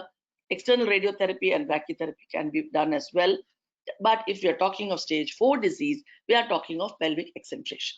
So just a few lines about the in special considerations when the cervical cancer is diagnosed in pregnancy, fertility sparing, then menopausal hormone therapy, and the role of sentinel node biopsy. So the diagnosis in pregnancy, average about 1 in 2,500 cases, and usually it is very early stage. And unfortunately, even today, we are not doing routine antenatal pap smears. So very rarely do we think of this possibility. So we would have, if you have an invasive carcinoma, as always, we have 2 things in mind here: the disease itself and the fetal viability. Will we be able to offer the termination of pregnancy, or can we wait for the fetus to develop, deliver, and then offer our options of surgery, radiotherapy, or chemotherapy? It's a very early stage disease. The same cord biopsy can be done using the loops that we talked about earlier. And if it is trimester 1 or early trimester 2, then we can go in for a radical hysterectomy in situ with the fetus. Late trimester 2, wait for viability, go for a classical cesarean, and then we can go for this. Of course, these 2 do not come under the remit of today's talk. Radiotherapy, again, if the non-viable fetus, we can actually go in for external beam radiotherapy when you get spontaneous expulsion of the fetus. So when should we therapy start? Very, very difficult, because they want to know that by waiting, is it going to alter the prognosis of the disease? At the same time, they want to have that child. Will she have more children in the future? And the malignancy itself, will it affect the fetus? These are questions that come up out very often. So we have to keep in mind the limits of viability in our own units. When can we salvage this baby? Extremely important. Can we offer accurate staging? And the cervical cancer per se is not a very aggressive disease, fortunately. So we are able to offer this little conservative treatment for them to be able to have their baby. Fertility sparing is very, very important. Women of reproductive age, they wish to preserve their fertility. When you have small lesions, less than 2 centimeters, no lymph nodes, the uterus can be preserved. And here we're talking of the radical trachelectomy that was performed. Invasion less than 10 millimeters, tumor size again less than 2, and no LVI. So this is the picture of the radical trachelectomy that we perform. The uterus is preserved and only the part of the cervix is removed, along with the upper 1/3 of the vagina that you can see here. Permanent suture around the isthmus, because the risk of a cervical incompetence is definitely high, because the dissection goes all the way up to the level of the internal os and a little above it as well. And along with this, we can do a laparoscopic pelvic lymphadenectomy, or we can even combine it with an open pelvic lymphadenectomy, but you can go extra peritoneal. Trachelectomy can be done both abdominally and vaginally, but abdominal trachelectomy is easier to teach, easier to learn.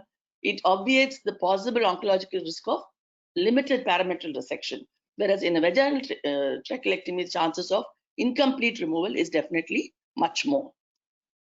The outcome, pregnancy rates as high as 70% for vaginal, trimester 2 loss up to 88%, preterm labor 25%. So all this is definitely present, but we can still offer this form of treatment to these ladies. The other thing is the ovarian function preservation. So we can transposition the ovaries when we're doing either in the paracolic gutter, when we're doing laparoscopy or laparotomy. This will help to protect against the radiotherapy, not against chemotherapy. There is also an option where we can actually quickly stimulate, get the ovum, go for IVF, embryo cryopreservation, and then go for treatment of the cancer and go for an embryo transfer at a much later age. One always has to keep the risk of ovarian metastasis in mind. Now, these women could be young, they could have symptoms of menopause that could set in after the treatment. So menopausal hormone therapy can definitely be offered to these women, because they're not worried about any kind of hormone dependency in this. It is not contraindicated. But as with any other treatment, we need to stress the need for regular follow-up. I'm not going to talk too much about sentinel biopsy in cervical cancer management, apart from the fact it is slowly gaining popularity, and it helps us to discern the feasibility of conservative surgery and avoid radical surgery, so therefore by reducing the morbidity. So final take-home thing would be, yes, early diagnosis extremely important. We should have good screening programs, and I'd like to underline a recall system has to be in place. There is no point in doing a smear and then saying I've done it. Create public awareness at every opportunity. The first 2 talks have spoken beautifully about primary, secondary prevention and what we can do at the cytological level. Vaccination without doubt, but stress the need for continuing cervical smears. Protocol-based management of abnormal pap smear, that is again beautifully highlighted by Dr. Debashis. And when you have a problem, refer to dedicated units. We should not be doing half-hearted surgery and then 2 years down the line, the woman develops a recurrence. So most of the information has been taken from these 2 references. And I'd like to thank you very much once again for this beautiful opportunity to visit Dubai and be with all of you. Thank you and stay safe. Thank you. Thank you very much, madam, for making us understand the management options. On a positive note, even if someone develops cancer, when it's detected early, we can still preserve the uterus and or ovarian function. It gives us a hope in the years at the end of the day. Such a talk should never be required. If we are going to do our job properly, such a talk Yes. should not be required. Yes, but it was very nice to listen to you, madam. Thank you. Okay. Going on to our panel discussion, our first panelist is Dr. Talat. Dr. Talat Masroor is working as consultant and head of the Department of Obstetrics and Gynecology in RAC Hospital for past 4 years. She has been in field of obstetrics and gynecology for more than 25 years. She has obtained her MBBS degree from Pakistan in 1983 and FRCOG in 2006. She has worked in UK for over 11 years and obtained her trainings in basic and advanced colposcopy, fetal medicine, and infertility from there. In UAE, she has worked as consultant in Al Qasimi Hospital, Sharjah, and DHA for more than 12 years before joining the RAC Hospital. Welcome to the panel, madam. You will be sharing the discussion with Dr. Sheba. Dr. Sheba is our second panelist. She is our own Dr. Sheba, who is working as lecturer in obstetrics and gynecology in RAC College of Medicine for nearly 4 years. She has earlier worked as consultant in obstetrics and gynecology and reproductive medicine at Department of Atomic Energy Hospitals, Kalpakkam, India, from 1993 till 2016. She has completed her MBBS and DGO from Madras Medical College, Chennai, India. She has a special interest in medical education and is much loved by her students and faculty alike. Welcome to the panel, madam. I request Dr. Sheba to start the question answer session and ask questions to the first speaker, Dr. Hina. For your kind words. Am I audible? Yes, yes, you are. Am I audible? Yes, ma'am. Yes. Yes, madam. So thanks a lot, Dr. Rajini, for your kind words of introduction. And it's a real honor and privilege to have such stalwarts as our speakers in our webinar. And Jayashri madam, I really miss your talk. I am listening to you after 3 years. So it was really nostalgic. Thank you, ma'am. So my first question is to Dr. Hina. So, madam, like if a patient comes to you who is more than 35 or who is close to 40 years, requesting for HPV vaccine, whether we can give the vaccination for that patient. We can offer if the patient is interested in taking. Actually, this requires a good discussion with the patient. The patient needs to understand that by this age, she would have already been exposed to HPV.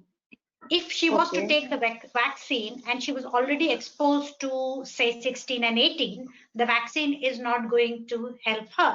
But if she was not exposed to these viruses, what the vaccine is offering, then definitely new virus protection can come along with it. That goes on without saying that recommendation for screening with cytology and HPV, other kind of testing as per protocol should follow even in these cases. So yes, thank you. It can be given, but with the discussion. After shared information, after maybe talking about the whatever the effects and maybe like how much protection we will put. Yes. Thank you, ma'am. Ma'am, again, my next question for you.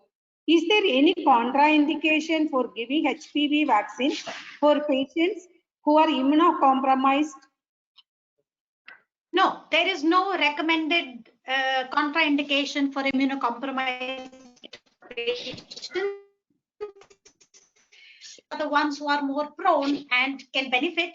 But the only thing is that the immunogenicity of the vaccine conferred by the dose protocol in immunocompromised patients would be normal population, and it is never, even in younger age group, given as a 2-dose schedule. Even if the patient is less than 15 years, the Doset schedule will be 3 doses. Okay, ma'am. Thank you, ma'am. Dr. Talat, madam, you can ask your question to Dr. Hina. Yeah, Dr. Rajni, it's very nice to arrange such a wonderful talk, and I really thoroughly enjoyed it after a hectic day today, and especially I enjoyed Dr. Jayashri's lecture because it's an early stage cancer management is very controversial. what to do, what not to do, always confusion. So make me very clear, very nicely. Hina, good afternoon, good evening. How are you? Yeah, very nice lecture, very clear-cut screening program. Can you tell me about what is the idea behind doing a 2-dose and 3 doses of vaccination in young girl? Why 2 doses and why 3 doses? Hello? Girl who is less than 15 years of age group is given 2 doses. The reason being the antibody formation after the first and the second dose is good enough for them to protect. But more than 15 years of age or a person who is more than 15 years of age, keeping in mind the possibility of some kind of exposure before, 3 doses are recommended. But is there any national, international guideline for that? I never heard about 2 doses. We normally know about the 3 doses of Advisory vaccination. Committee on Immunization Practice, the CDC, everyone says 2 doses for less than 15. Right. And that answers another question which a student has asked. Do you still recommend vaccinating women beyond 27 years? So it will be individualized after discussion. Yes, absolutely individualized. Yeah, thank you so much, madam. Dr. Shiba, your question to Dr. Debashish. Okay. So, Dr. Debashish, I really enjoyed your lecture. It was very, very informative. Now, like Dr. You are working Pondicherry. So, I would like to know, when we do the screening, like we said, HPV DNA probe we will do. So, is the probe available only for the strains 16 and 18, or even for the other strains of HPV vaccine probe is available, sir? No, ma'am. I would like to make it very clear. There are different methods of detection. First is only DNA detection. The second is amplification. And the third is RNA method of detection. That where we are detecting the E7. That is very advanced form that is not even available in India. It's available only in very developed nations. Okay. So coming to the first DNA detection method, we have one, madam, that is simply detection. That is like what we are talking about, hybrid capture and care HPV, where we only detect the DNA is present by having a RNA. So we know that there is a high risk HPV, but we cannot categorize the subtype of HPV. Okay, okay, right, sir. But then there are other methods like I showed you where we can amplify and we can identify all the high risk HPV, but we can also detect 16 and 18. That is the advantage. We usually, like most of the methods, they categorize the high risk HPV and then they say that it is 16 and 18 is present or absent. They don't say anything about the other HPV viruses, because 16 and 18 are responsible for almost 70%. So once 16 and 18 is positive, they are taken as very high risk, and others are like to follow. So mostly they just say high risk. Along with it, you can say 16 and 18 is positive or negative. They don't say whether 31, 33, 45, those things are present or not. Okay, sir. Okay. So do you think will it make a change in the clinical management of the patient by doing this, whether it is DNA screening or mRNA screening? Management, do you think it's going to do it? No, ma'am. Absolutely no. Only thing is like the sensitivity is good for DNA detection methods, whereas specificity is better for the RNA detection methods, because they tell you there is a chance of a more transformation because the oncoproteins are detected. Whereas the DNA detection method, you are just diagnosing that the patient has high risk HPV. Whether it is latent, whether it is later on going to persist, you never know. You have done the first time at 31 years of age. You don't know whether that will persist at 34 or 37. But when you are doing an oncoprotein E6, E7 is positive, then you are definitely sure that this patient is more likely to develop a SIM3 or higher lesion within the next 2 to 3 years. So you have to like screen and keep the patient under follow-up.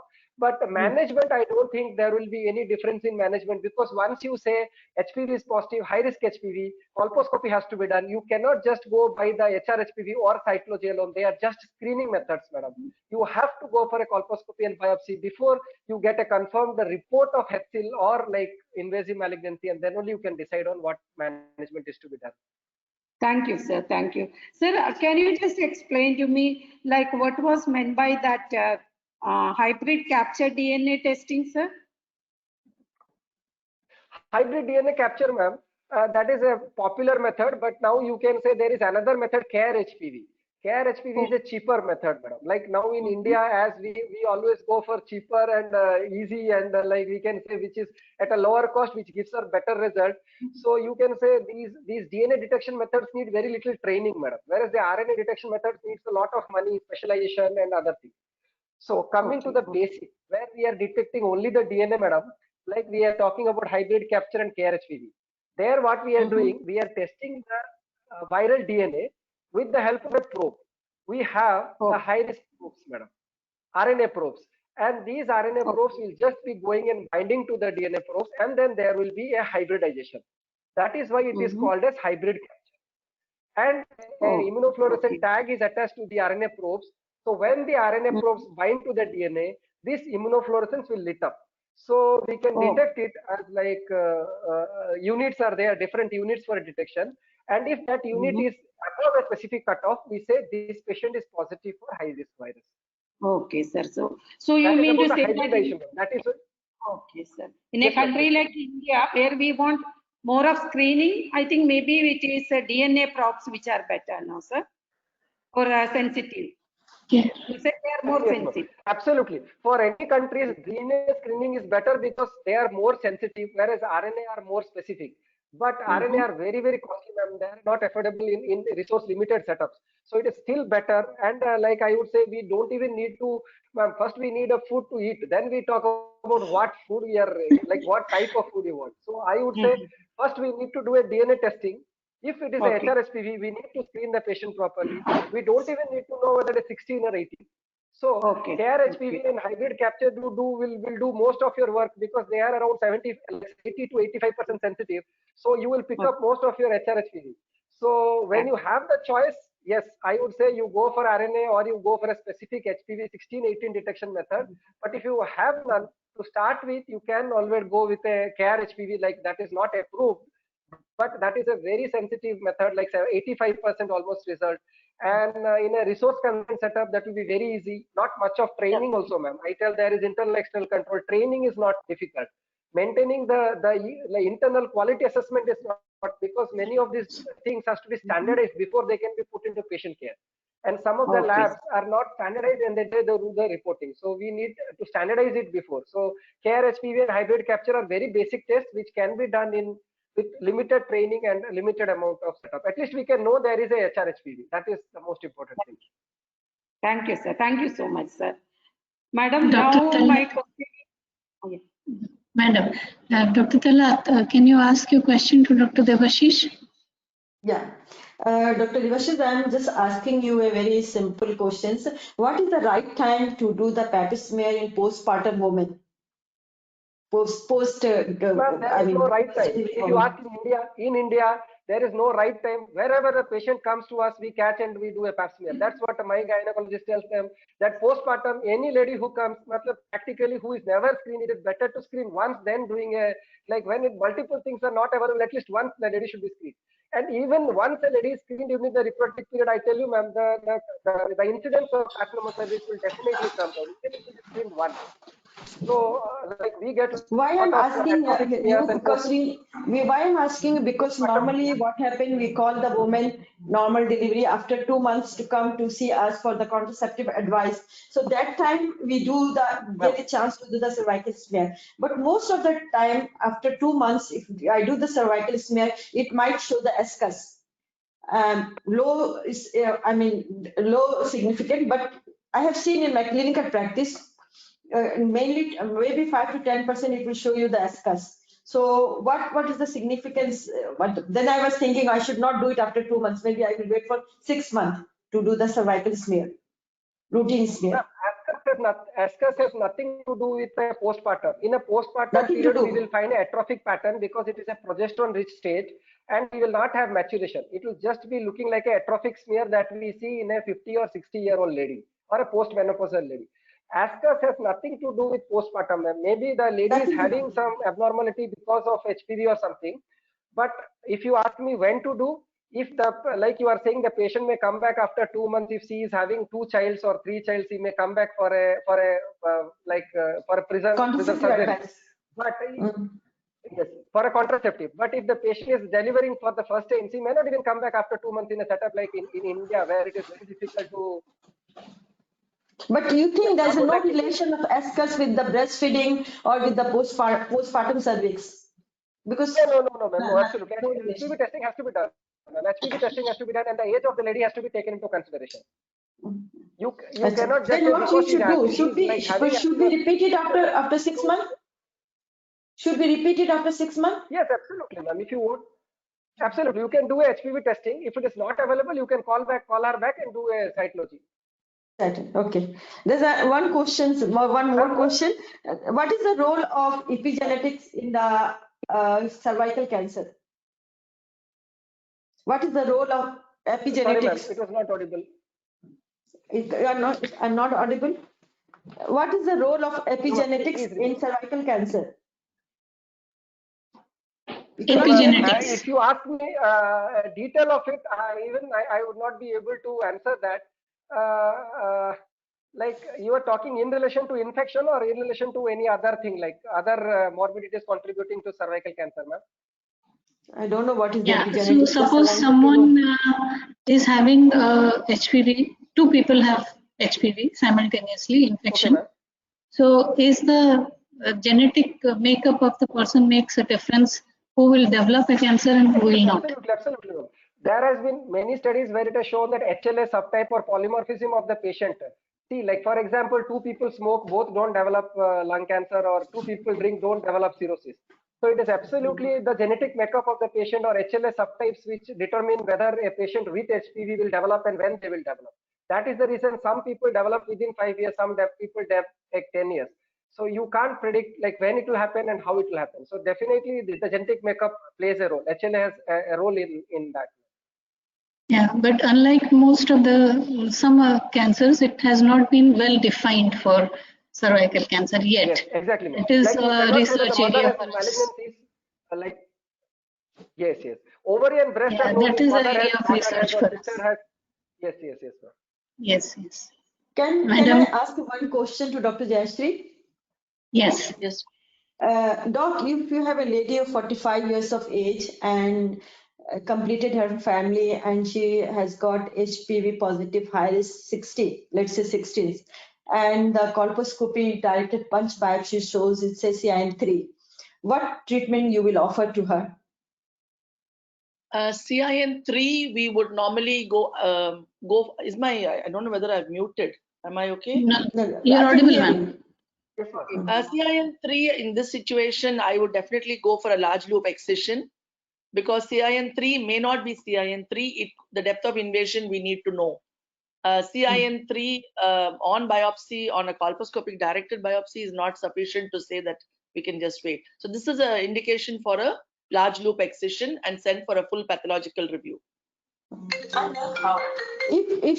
Suppose she doesn't want the follow-up, she said she doesn't want to come because she has to come for follow-up for cervical smear and an HPV test, and you know in our country it's not still a woman has to pay. So can we offer her hysterectomy also, another option?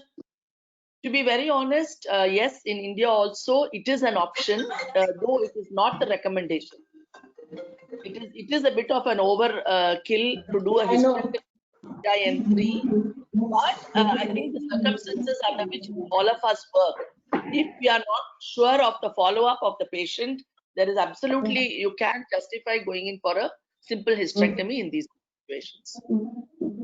I actually have given an option and she said she doesn't want to do follow-up for her life and all this thing. So I said, okay, go in, because now it is laparoscopic hysterectomy is easy to do. So she just wanted to do, but it can be option. We have to give the option. We have to give the option of a large loop excision, which means full pathology and then follow-up smears, as we normally do for an abnormal smear. We need to follow her up 3 monthly for 1 year, 6 monthly for the second year, and then annual 3 smears are negative. Only then they go on the regular follow-up. So that is a long-term follow-up. Yeah. That she doesn't want. Then she can go for hysterectomy. Yeah, it is justified. Though the recommendations don't talk about it, it is Yeah. justified. Thank you. Thank you. Madam, Dr. Shiba, your question to Dr. Jayashri, please. Can Jayashri I madam, interrupt? it is you who taught me colposcopy, pap smear, everything. So it's a privilege asking you, like, what is happening in India, madam, regarding the incidence of cancer, cervix, and whether our screening protocols are coming somewhere near whatever the expectations, and even about the HPV vaccination status. We actually have two parallel systems running in India. One is the upper socioeconomic group, the affordable, the one who has access to medical care. And then on the other hand, we have the lower socioeconomic group who do not have the awareness, who do not have access, and our healthcare system is not providing the smear free of cost or anything for them. Though it is available, it is not adequate. So we have two parallel, and we all know that cervical cancer is more common in the lower socioeconomic group. But so recently, I was just reading up, after you had told me about this, there was a study done very recently in South India where they found that combination of pap smear and vaccine has reduced, in the last 30-40 years, the burden by almost 65% in the urban population. Whereas in the rural population, we don't have the stats, but whatever is present is totally inadequate. Yes, everybody is doing it in their own small way, but unless we have an organized system, we cannot. And the ICMR statistics so far in 2020 is showing 1.04 lakhs new cases of cervical cancer. And a good percentage of these will be stage 3 and above. Okay, ma'am. Okay. So it is sad. We are a long way from achieving it, but that is not an argument. We have to do our bit and contribute. And even HPV vaccination, we are nowhere near the target. HPV is picking up in a big way now. Initially when you asked that question about 40 years and 45 years, when HPV was first introduced, strangely only women who were 40 and 45 were coming forward for the vaccination, right? And then we said, yeah, it's licensed up to 45 or 43, maybe. This is how we were counseling them. Now, fortunately, it has gone into the Indian Association of Pediatrics immunization schedule. So a lot of children are being offered this. Definitely, at least premarital stage, a good number are getting vaccinated. It is increasing, but again, not sufficient. And just one more point I wanted to add was, instead of postpartum smear, we can do of antenatal smears. See, the booking smears used to be popular in the UK at one time, because that is a population who will come to you for the next 7-8 months for follow-up. So that is an opportunity to pick it up. Maybe not practical in every situation, but it can be done. But the cytopathologist has to be trained to reading pregnancies. That's all. Yeah, Dr. Debashish, you wanted to ask something? That's what yes, that's what I wanted to ask Madam's opinion, Jayashri Madam's opinion on regarding postpartum and prepartum relating. Anyway, she clarified on that. Okay. I would like to add one point on vaccination, ma'am. Like vaccination, HPV started way back in say 2006 and 7, I think, in Australia and US, but in India it came late. So maybe the effect of vaccination and these girls, when they come up to a stage of they become sexually active and they are being screened, I think it takes still some more time to say what is the effect, how the effect has happened because of vaccination. And I still feel that vaccination is yet to reach most of it. Like if you ask me, my residents, many of them are not vaccinated. And in a medical college, if the residents are not vaccinated, or you say our MBBS students are not vaccinated, that means it is still yet to reach the level where it needs to be. It is not yet up to the mark. Same story for pap smears also. Yes, ma'am. Thank you, ma'am. Thank you. So I think the mantra should be health education and make them aware about the screening methods, and again make them aware about the There's one and now more many people are apprehensive about the HPV test. People should be aware that HPV test is not something very bad. HPV can be positive or negative. Now it is positive, it can later be negative. People come apprehensive that our HPV has come positive, this, that. So that also people need to be educated. That this positive result doesn't say anything about it. Okay, thank There's you. one point about ASCUS I wanted to just add. ASCUS, now the latest recommendation for ASCUS is colposcopy and HPV testing. you do not repeat the smear after 3 months. So this is an indication to go for a HPV testing and colposcopy. Even it is If I am saying insignificant. if the age of the lady is less than 30 years, you can still go for a repeat cytology. But if it is Even more it than is 30 years, you have to go for HPV insignificant testing and colposcopy. HSIL. Even it is HSIL is HS. a totally different ball game. But they give a report like this, na, plus HSIL or low significant. ASCH. It is ASCH. Abnormal squamous cells, highly suspicious. That is different. ASCH. Okay. ASCH is different from ASCUA. Yeah. Yes, ASCH is there, then you have to go for colposcopy. There is no question of going for something else. No need to wait. But if it is ASCUS only, I think you can go for a repeat cytology after 3 to 6 months, and then you can do HPV if the lady is more than 30 years of age. Yes, Madam, question to Dr. Talat. Yes. Good evening, Talat Madam, and it's Yes, a pleasure with your vast experience in UAE, Madam. I would like to know like what's happening with the incidence of cancer cervix cases in UAE, and again what is happening with our HPV vaccination, Madam. Actually, what happened, they are trying to do is in the very initial stage. They have found that there's 30% of cervical cancer is contributed by the Emirati women. And there is, as such, unfortunately, there is no national program to implement the cervical screening program in UAE. But said that they have been trying, there is a number of, they have been trying since 2015, and they are doing a lot of awareness program and workshop and inviting the Emirati women. Mostly they are concentrating the Emirati women. Emirati women all over the UAE to Abu Dhabi. Mainly it is what is going on Abu Dhabi, and making them awareness about the cervical cancer screening and vaccination. And recently in Abu Dhabi, with the collaborations of that's called NRL, National Research Laboratory, and with the MOHP, that is the Ministry of Health Prevention, they have recommended a guideline, and they have suggested that the cervical, and they stress also that the woman should give awareness and do the make them understand the importance of cervical screening. And they recommended that all sexually active women between 25 to 29 years should have cervical smear every 3 years, between 25 to 29 years. And women with 30 to 65 years should have co-tests, Pap smear and HPV test every 5 years. That is their recommendation. It's not implemented yet, but they recommended that it should be implemented soon. And the other thing that they have stressed that the HPV vaccination should be offered to all Emirati national school girl between 13 to 15 years age, which can be extended up to 26 years of age. And this program is already implemented in Abu Dhabi, only Abu Dhabi. And since 2008, they are vaccinating their young girl from 13 years. But if any non-Emirati or expected girls want to do, they have to pay.